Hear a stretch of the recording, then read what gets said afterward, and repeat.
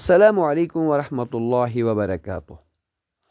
بزم اردو کے اس نئے شمارے میں آپ تمام دوستوں کا خیر مقدم ہے۔ دوستو، آج ہم مترادفات پہ بات کریں گے۔ جی ہاں، اردو مترادفات۔ سب سے پہلے ہم مترادفات کے معنی جانتے ہیں کہ مترادفات کی تعریف کیا ہے۔ لفظ مترادفات مترادف کی جمع ہے، اور مترادفات وہ الفاظ ہیں جن کے معنی ایک جیسے ہوتے ہیں، اگرچہ ان الفاظ کی املا مختلف ہوتی ہے، الگ الگ ہوتی ہے، ان کی آواز بھی ایک دوسرے سے بالکل الگ ہوتی ہے، لیکن یہ الفاظ معنی میں بالکل یکساں اور ایک جیسے ہوتے ہیں۔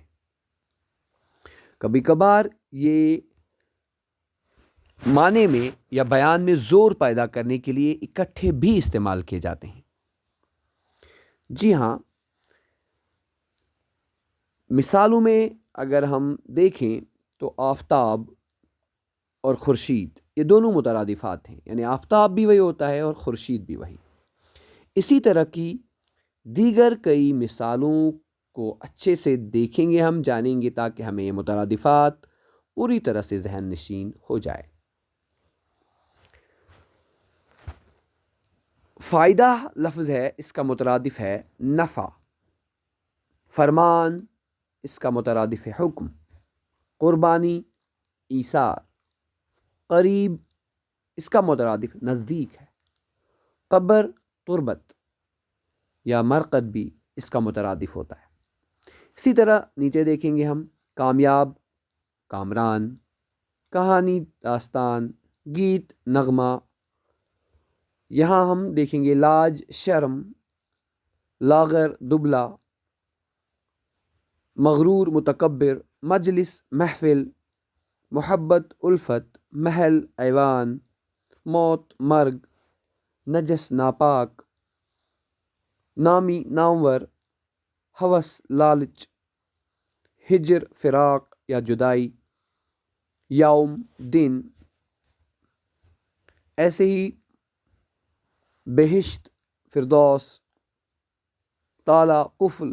جدائی، فرقت۔ چست، چالاک۔ دانشمند، عقلمند۔ دوزخ، جہنم۔ حسین، خوبصورت۔ درخت، شجر۔ ذکر، بیان۔ ذلت، رسوائی۔ چاند، مہتاب۔ جھنڈا، پرچم۔ جبر، تشدد۔ اس طرح سے کئی اور الفاظ ہم دیکھ سکتے ہیں، جان سکتے ہیں الفاظ اور مترادفات میں، جیسے گلستان، گلزار۔ کمزور، لاغر۔ چمن، باغ۔ ایجاب، قبول۔ اجالا، روشنی۔ مدح، تعریف۔ بن، جنگ، بلکہ جنگل ہے یہ۔ بے باک، نڈر۔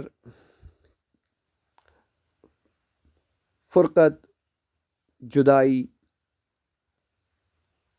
وغیرہ وغیرہ جیسے الفاظ۔ اور ان الفاظ کے مثالوں سے آپ نے سمجھ لیا ہوگا کہ اردو مترادفات کیا ہوتے ہیں، اور اسی طرح سے آپ آگے ان کا استعمال بھی کر سکتے ہیں۔